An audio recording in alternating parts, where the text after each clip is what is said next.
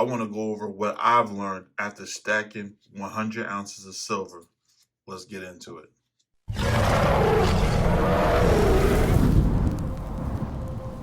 Hello, everyone. Today, I want to go over what I've learned after stacking 100 ounces of silver, my first 100 ounces of silver. Today, I'm over 300 ounces. I'm actually starting to push 400 ounces. But I wrote down a list a while ago of the things I learned after stacking 100 ounces and never made a video about it. So I want to make a video for some beginners out there who just are stacking their first few ounces and maybe their goal is 100 ounces. And maybe they can learn something from what I learned after stacking my first 100 ounces. Maybe they can learn something from the things that I've learned while they're on their way to try to avoid some of the things. So some of the things that I learned were to check the premiums. Now, when I first got into stacking, I didn't even know really what premiums were. So that was a thing for me to learn at the time. When I first got into stacking, all I heard about were Eagles, American Eagles, American Eagles. And I first started learning about stacking was it was back in 2018. I have a video about it. I've talked about it a lot. I have a video about me failing the first time I started stacking, and the reason why I failed. So if you want, you can watch that video. I might add it in the end or put in a link below in the description. But everything I heard about was just about American Eagles. So when I first started buying American Eagles, the premiums were low, and then when I got back into stacking, they were extremely high. And what happened was I didn't really go back and do my research. I kept buying Eagles even though they had high premiums.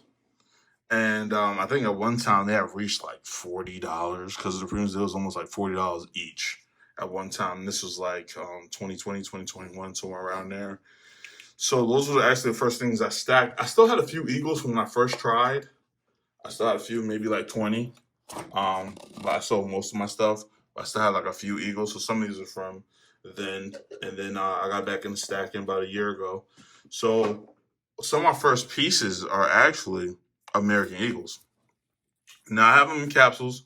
I love capsules. And when I first started, first of all, these had high premiums. So, these had high premiums, so I wanted to protect them, and I like my silver looking shiny. So I like capsules for the most part.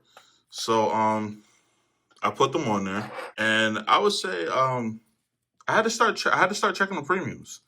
I had to start checking the premiums on this because those one of the things that was messing me up. I started realizing that I could get more silver if I bought other types of coins. And I was like, you know what, maybe I should check other coins. But just at the time, I mean, this was, when I first got into it, everybody talked about this. So that's what I got. And it is a great coin. Just the premiums are really high. Even still now, the premiums are high. So I would look at other things. So I started looking at Maples because the premiums were lower. And I love Maples. Maples are great. I don't know. I want to call it secondary, but they're a great coin to have. You know, it looks beautiful. As you can see, I'll try to get in there a little bit. But they're beautiful. It's a beautiful design. It's something to seriously consider stacking if you want coins. You know, you can get rounds. I don't have any rounds out because at the time I wasn't really buying rounds. I didn't really know what rounds to buy. I really like the Sunshine Mint rounds. But as I got more experience, I started realizing that I probably should get the Buffaloes, the generic Buffalo rounds, because they're easier. They're more recognizable, even though a bunch of different mints make it. People like them more for whatever reason. It's just a recognizable generic round. But that's something I wanted over time. Another thing I realized after my first 100 ounces is that I should buy what I could sell. And what I mean by that is if you get a bunch of different generic rounds, sometimes, it's not all the time. Some people, silver, and I'm totally okay with that. But, you know, I had moved around quite a bit. And some shops, some coin shops, you go to local coin shops, they get skeptical about different silver. They're like, I never heard of this before, or I never seen this before. And you'll hear some stories. There are some stories even out in the community if you watch the videos of people like not taking certain things because they're concerned about them. So if you get like the Canadian Maples or the American Eagles or the Philharmonics, the Libertas, which are, some of these have crazy premiums, but you get some of the more recognizable stuff, the Britannias, they're easier to sell. I'm just gonna be honest because they know what the people coin shops know what they are. You get some generic stuff, they're kind of like more skeptical. They check. There's ways to check the silver to see if it's real, but I don't know why. This coin shops, some coin shops are just more skeptical. So I would try to buy whatever you can sell. You got to think about your exit game. Think about if you're holding for long term, and what you could easily sell. All this stuff comes to factors, the premium. So think about that. You need to consider like what you could sell and what's easy for you to offload depending on your area. So that's something to really consider when you're buying silver. Some people have like silver. As long as it's 100% silver, you can test it. Fine. If you're that type of person, that's cool too. That's totally okay. But just know that there might be some coin shops that might not take it. I know it sounds weird, but it does happen. It does. Another thing I learned after stacking my 100 first ounces was I needed to build relationships with my local coin shop. So the benefits of getting a local coin shop is sometimes they give you deals. They tell you things are coming in soon. They'll say, "Hey, I got this stuff coming in. I got I got some gold coming in. I got some silver coming in. Hey, I just new thing just came in. I haven't even put it out yet. It's not even on the shelf, and they'll show you it." Or you might even get a relationship where you got their phone number and they'll text you say, "Hey, I just got this thing. I know you're looking for it."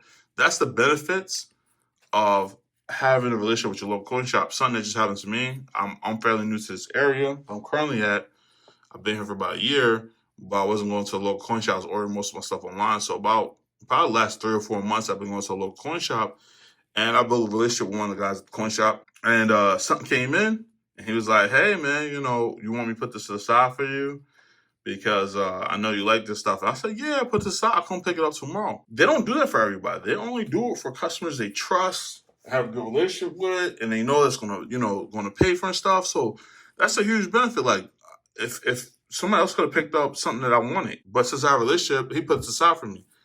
It's good to have those relationships. So don't skip out on having a relationship with the local coin shop. Another thing about local coin shops is sometimes, not on everything, but I'll give you an example. I just happened to have some out. I was trying to buy junk silver. At the time, the junk silver at the local coin shop was way cheaper than it was online.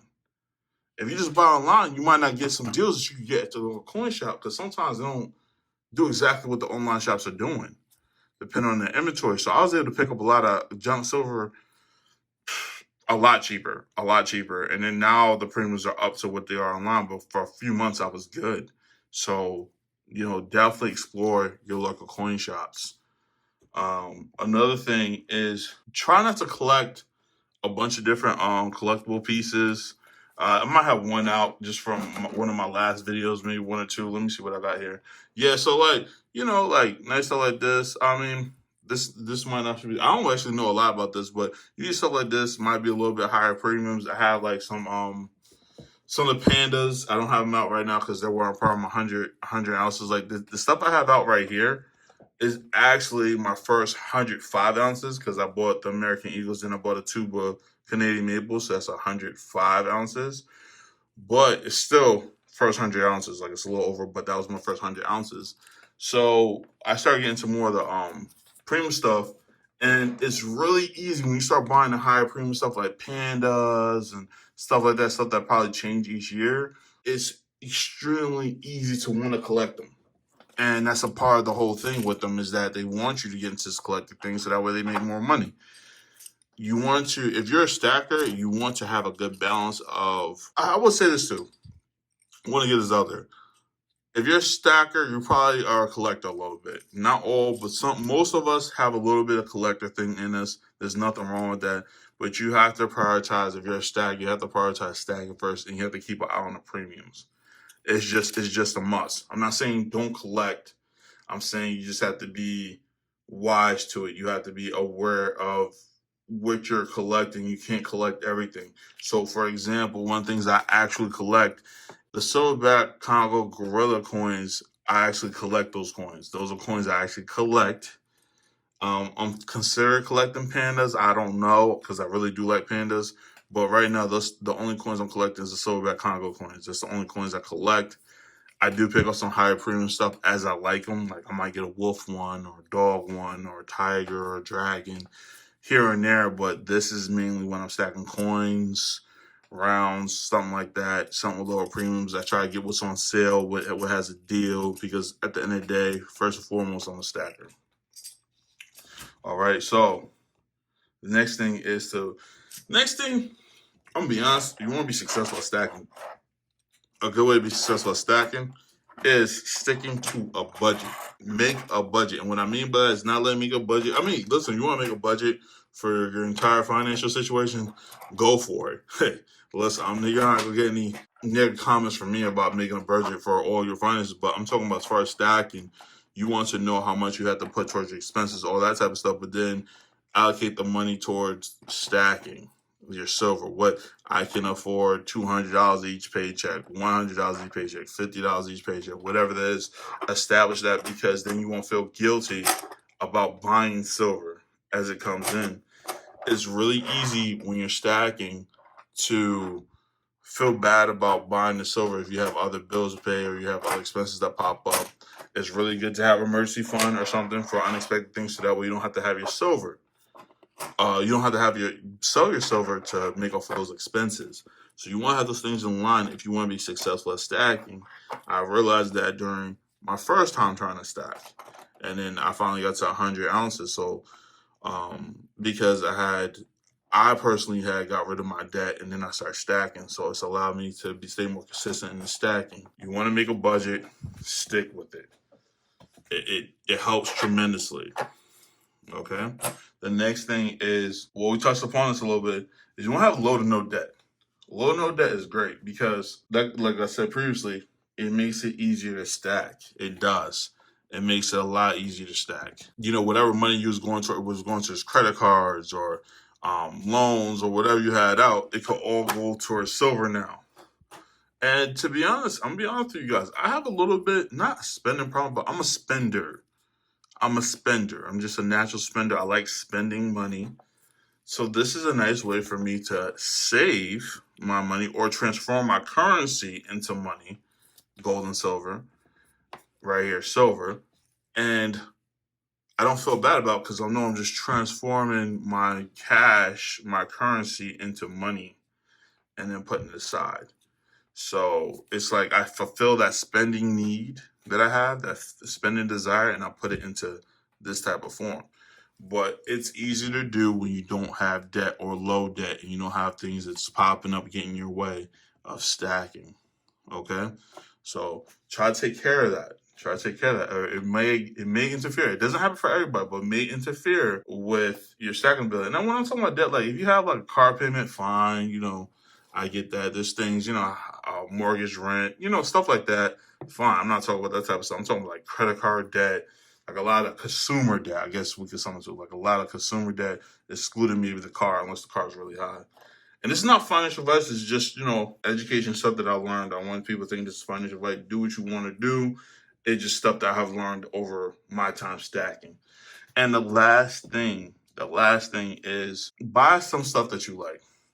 Let me go get something. Some stuff that I like just happened to be in this bag. Shout out to Raven Ivy. Shout out to her. Such a nice bag. This is a shout out to you. I keep my Congo, my silverback Congo coins in this bag. So I'm gonna show you guys what I actually buy as just stuff to collect. And the reason I say you should do something like this, but keep it low, is because when I buy stuff like this, it helps me keep stacking. If you just buy the maples, and maybe this isn't for you. Like some people can just buy silver and have fun, but a lot of people have some collector stuff in them. Like they want to buy, they have some collector thing about them, and they want to buy collector items. And nothing wrong once you manage it. If you're a stacker, if you're a collector, you're a collector. But if you're a stacker, you don't want to become too much of a collector. So these are the stuff that I collect. I'm a little bit collector about, and I'm willing to pay the high premiums to get these. Also want to give some shout outs. To some people. So taking the camera for a minute. I want to give a shout out to Anxious Stacker. Thank you for the sticker.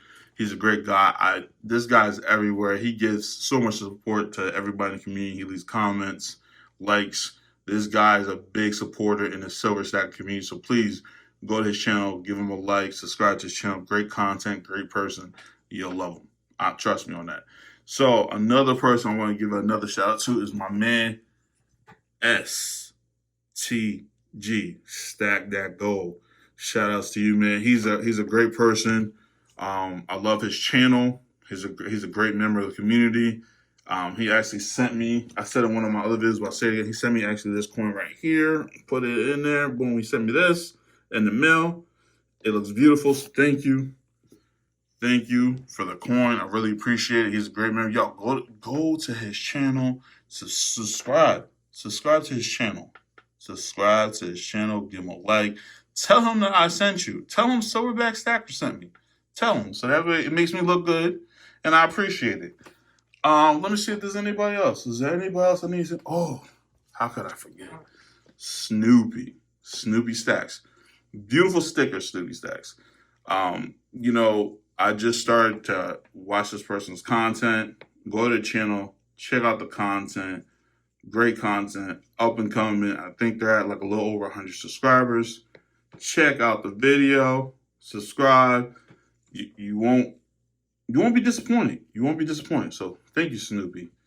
Thank you. I really appreciate the sticker. It's a beautiful sticker. I think that's it. This is Silverback Stacker. Until next time.